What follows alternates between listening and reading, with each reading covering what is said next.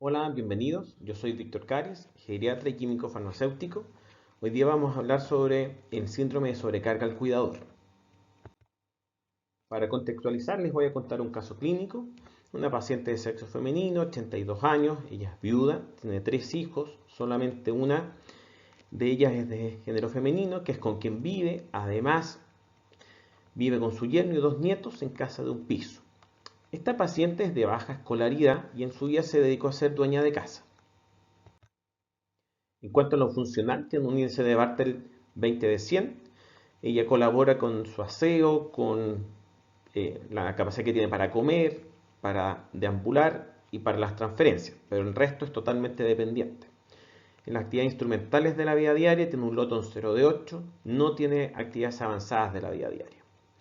En lo mental tiene un trastorno neurocognitivo mayor, es decir, tiene una demencia, en una etapa moderada a severa, asociado a trastornos conductuales. En lo biomédico es hipertensa, diabética, tiene insuficiencia cardíaca, tiene una artrosis que es generalizada y tiene un trastorno de deglución, por lo cual tiene varias neumonias aspirativas. Y en los síndromes geriátricos tiene múltiples, como ustedes pueden ver en la pantalla: fragilidad, polifarmacia, incontinencia urinaria, tiene una hipoacusia y no quiere ocupar su audífono, lo cual dificulta la comunicación, etc. Actualmente, la paciente está hospitalizada por un nuevo cuadro de una neumonía aspirativa. Durante esta hospitalización tuvo un delirium mixto, lo que causó un gran impacto en su hija, que es con quien ella vive. Y ella refería muchas dificultades en programar el alta debido a que la hija no se sentía capaz de lograr, de mantener la rehabilitación que se estaba llevando a cabo durante su estadía hospitalaria. Y esa era ya una de las dificultades que nos vimos enfrentados en el caso. Una vez que ya se logró dar de alta y volvió al control ambulatorio, la hija al interrogatorio no conocía bien cuáles eran los medicamentos que estaba ocupando la paciente. Se mostraba y refería a estar sumamente sobrepasada por todo lo que estaba pasando. Refería que no contaba con el apoyo de su familia para cuidar a su mamá. Incluso llegó a llorar durante la entrevista, lo cual claramente hacía mucho más difícil poder colaborar con ella. Y algo muy importante también, que se sentía impotente, porque ella quería que su mamá se sanara. Esa era la meta que esta hija tenía para nuestra paciente. Entonces, si nos damos cuenta, en algunos pacientes, puntualmente el caso clínico, y en otros casos de pacientes con múltiples síndromes geriátricos, vemos que en algunos de ellos hay una disminución de su reserva fisiológica y gran parte de las patologías crónicas que conocemos se van concentrando en las personas mayores. Y eso va haciendo que esta persona mayor progresivamente, en algunos casos, se enferme y puede ir perdiendo su autonomía. Ahora, ¿qué pasa con esas personas mayores que son dependientes? Estas personas viven en general o mayormente en sus domicilios. ¿Y quién cuida de estos pacientes? Bueno, su familia. Y básicamente son cuidadores informales, un apoyo informal el cual se les entrega.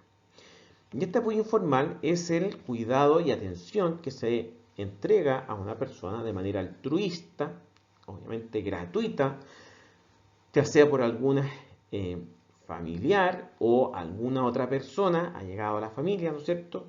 Pero que es distinto a los servicios formales de cuidadores que se disponen. Entonces, este rol del cuidador, que es súper importante, lo vamos a entender como cuidador informal para esta presentación como una persona, habitualmente un familiar directo, que convive y mantiene la responsabilidad de proveer los recursos a un paciente que es incapaz de autosustentarse. Ahora, no es llegar y cuidar, si nos ponemos a pensar nosotros mismos cómo me enfrento a una persona mayor dependiente, en algunos casos no nos sentimos del todo preparados para hacerlo. Y entonces hay algunas habilidades que es importante que los cuidadores tengan. La disposición a cuidar. Es muy importante que esa disposición sea por algo voluntario y no obligatorio necesariamente. No porque nadie más se pueda hacer cargo del familiar. A mí me tocó hacerlo. Entonces, idealmente debe haber una habilidad de disposición a esto.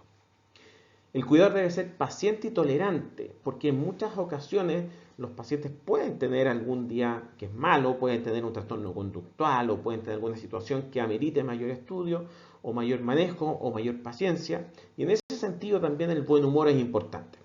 Si el cuidador tiene un buen humor, transmite esa alegría, esas buenas vibras al paciente, también logramos que eso sea mucho mejor. El cuidador debe ser creativo. Muchas veces la monotonía puede molestar o incomodar a alguien y de malos días o de malas situaciones hay que sacar provecho de eso y lograr verlo de buena manera. Y en ese sentido hay que ser flexible, no siempre imponer las mismas cosas y entender que no todos los días son iguales y muchas situaciones van a ir cambiando en el día a día. Ser empático, que eso básicamente es la habilidad de ponerse en el lugar del otro. Si alguna vez nuestro paciente o nuestro familiar puntualmente está enojado, bueno, es que a lo mejor ese día le da vergüenza hacerse pipí o hacerse las deposiciones en los pañales y está enojado. Entonces hay que entender que muchas veces algunas actitudes del paciente tienen que ver con cierta frustración o cierta rabia por lo que están viviendo. Y también una habilidad importante para los cuidadores es tener la capacidad para reconocer cuando hay sobrecarga. También hay ciertos conocimientos que el cuidador debería ir adquiriendo, idealmente antes de ya ser un cuidador formal, pero de lo contrario, en el camino ir adquiriendo algunos conocimientos. Por ejemplo, ¿cuáles son los cambios esperados en el proceso de un envejecimiento? Durante las clases, los cursos, vamos a ir viendo que hay ciertos cambios fisiológicos asociados al envejecimiento que es importante que el cuidador conozca, qué es normal y qué no del paciente que estoy cuidando. Saber en qué consiste la enfermedad que tiene el paciente que estoy cuidando, mi familiar, y cuáles son las manifestaciones de esas enfermedades. Saber bien cuáles son los medicamentos que está ocupando mi familiar, tanto los efectos que estos medicamentos tienen, la forma de administración, horarios, etc. Y también es importante conocer las medidas de prevención para evitar o al menos disminuir una disminución o alteración en la funcionalidad del familiar que están cuidando. También es importante que sepan qué necesita la persona a quien van a cuidar para que se sienta bien, cómoda y segura. Saber qué hacer para ayudar a recuperar su salud y bienestar. Muchas veces es importante saber cómo movilizar a un paciente, cómo pararlo, cómo asistirlo para que deambule. También es importante que haya conocimiento sobre la conducta que debería asumir en caso de que el deterioro de su familiar sea progresivo y no se logre mejorar. Entonces también tenemos nosotros como equipo de salud un rol importante para educar a los cuidadores. Y también conocer técnicas y herramientas de autocuidado para que evitemos la sobrecarga que, como vamos a ver en esta presentación, es muy frecuente con un impacto negativo tanto para el cuidador como para el paciente que están cuidando. ¿Y por qué va a haber una sobrecarga? ¿Por qué es tan importante esto? Si total es cuidar, es que no es tan fácil. Las jornadas de cuidado en promedio duran por lejos mucho más de 5 horas, en algunos casos 24/7, como vamos a ver. Es una atención más bien constante. También eso va a provocar cambios importantes en la vida de los cuidadores a nivel personal. Muchas personas deben dejar de hacer lo que habitualmente hacían en su vida cotidiana para hacerse cargo del cuidado de su familiar. También va a tener un impacto a nivel familiar, en el sentido que ahora una persona que está cuidando a alguien puede descuidar su rol de madre o su rol de esposa, lo cual va a afectar obviamente a la dinámica familiar. También lo laboral vamos a tener algunos problemas. Muchos cuidadores deben dejar un trabajo formal y pagado con el fin de tener tiempo de cuidar al paciente. Y también hay una alteración en su dinámica y sus actividades sociales rutinarias. Y de esta forma, damos cuenta que van a aparecer problemas de salud, tanto a nivel físico como emocional, lo cual va a llevar finalmente al síndrome de sobrecarga del cuidador, que es el tema principal de esta clase. Este síndrome básicamente es un conjunto de problemas a nivel tanto físico, mental, socioeconómico que va a tener el cuidador de estas personas dependientes y que puede afectar tanto las actividades de ocio, relaciones sociales, amistades, la intimidad, incluso su propia sensación de libertad y el equilibrio personal. Ahora, ¿cuáles son las características demográficas o en general quiénes son los cuidadores? Son familiares directos del paciente, habitualmente madre, padre, hijo o hermano de género femenino. Y si vemos el cuidador como promedio, cuál es en general el cuidador, tenemos que es la hija del paciente, con una edad media que es más bien baja. En general son dueñas de casa y tienen un bajo nivel cultural. Entonces hay ciertos factores que son sumamente importantes que como equipo médico reconozcamos que son factores de riesgo para generar un síndrome de sobrecarga al cuidador. Hay factores asociados al paciente y factores asociados al cuidador. Si vemos qué factores están asociados al paciente, vemos el grado del deterioro y la pérdida de autonomía. Obviamente un paciente con un Bartel 95 de 100 no va a requerir tanta asistencia versus un paciente con un Bartel 5 de 100. Estoy siendo súper exagerado, pero a lo que voy, mientras más dependencia, obviamente es más factible que haya sobrecarga del cuidador. Además, si ese paciente tiene trastornos conductuales, un paciente con demencia que se agite, que grite en la noche, quiera irse a su casa, obviamente se va a sentir mucho más sobrepasado ese cuidador. Y respecto a los factores del cuidador, aquellos que tienen una edad avanzada, es más factible que tengan sobrecarga en género femenino. ¿Cuál es la motivación del cuidado? ¿Quiero cuidar a mi mamá o a mi papá o estoy obligada a hacerlo? Si es que no hay redes de apoyo, si es que hay baja escolaridad, si es que tiene un estado civil más bien casado, en el sentido que eso va perdiendo la intimidad, como mencionamos, y también va afectando la vida de pareja que ese cuidador tiene. Y también el tiempo del cuidado, es distinto estar cuidando por un tiempo corto a llevar años en el labor de cuidador.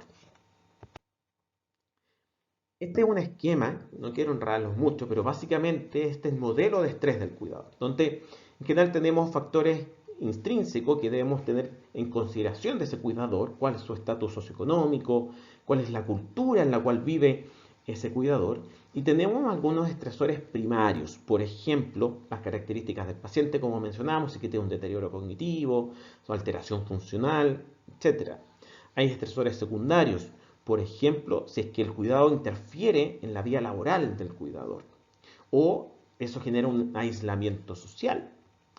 Obviamente, esto va a tener algunos exacerbantes o algunos protectores. Por ejemplo, si hay una falta de conocimiento de la enfermedad del paciente, eso puede aumentar la sobrecarga o el riesgo de sobrecarga. Pero si tenemos que hay una red de apoyo formal en la cual el paciente y el cuidador tienen con quien apoyarse, eso obviamente va a ir disminuyendo el riesgo de la sobrecarga. Y al evaluar al paciente y a su cuidador puntualmente, debemos evaluar cuál es la situación de control. Si es que el cuidador se siente en control o no de la situación que involucra estos cuidados, lo demanda de esto. ¿Sí? Si tiene pensamientos positivos en el sentido de cuál es su rol de cuidador o no.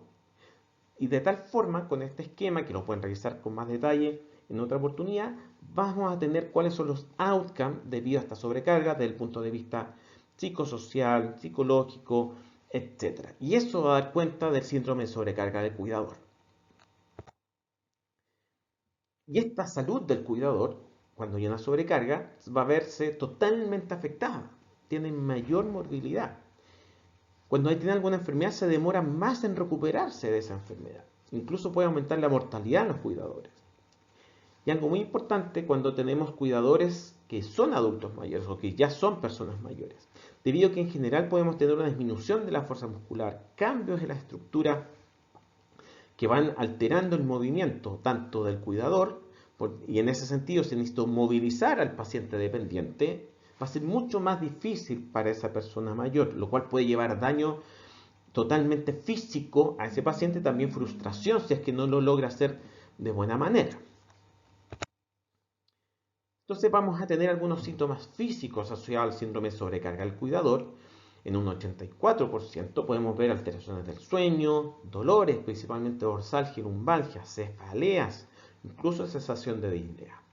En cuanto a los síntomas psicológicos, pueden haber un trastorno depresivo hasta en un 60% de los cuidadores y un trastorno ansioso en general visto en personas que son mujeres con un bajo nivel educacional. Respecto a qué es lo que los cuidadores nos dicen, cuáles son los principales problemas que tienen, son varios, solamente mencioné los principales. Una deficiente ayuda por parte de los familiares. En general, el cuidado lamentablemente se centra en un familiar y el resto se lava las manos y no colabora mucho. El tiempo es limitado desde el punto de vista del descanso y el tiempo de ocio que tiene el cuidador. Las jornadas son largas como conversamos y muchas veces no tienen la capacidad para estar tranquilos porque el familiar puede estar permanentemente llamando o no hay nadie a quien acudir, por tanto el cuidador debe estar ahí 24/7. También aparecen problemas económicos. Un gran porcentaje deja de trabajar para tener tiempo de cuidar a su familiar, con un impacto a nivel familiar, obviamente. Y eso va a llevar a que no se pueden satisfacer necesidades propias del mismo cuidador. Aparecen conflictos familiares por la pérdida del rol. Hay dificultades laborales, como mencionamos. Un problema importante que refieren el desconocimiento de la enfermedad.